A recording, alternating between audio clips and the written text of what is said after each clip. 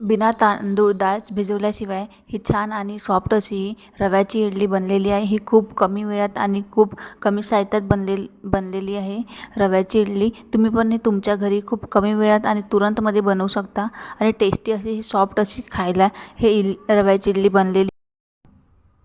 त्यासाठी मी 2 वाटी रवा, 1 वाटी दही, बारीक चिरलेले टमाटर घेतलेले आहे, त्यात हिरवी मिर्च घातलेली आहे।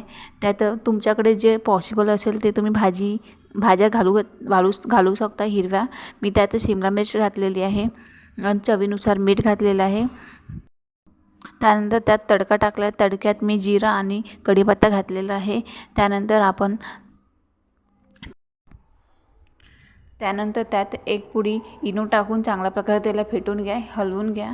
नंतर वाट्याला तेल लावून त्यात पसरवून घ्या। नंतर ते वाफण्यासाठी एका कढईमध्ये मी पाणी घातलेलं आहे, त्याच्यात चाळणी ठेवली आहे, त्यावर वाफण्यासाठी मी इथे वाट्या ठेवलेल्या आहेत। ते साधारणपणे 10 ते 15 मिनिटात होऊन जातात। तुम्ही बघू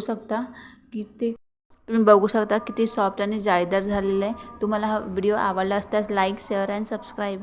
थँक्यू।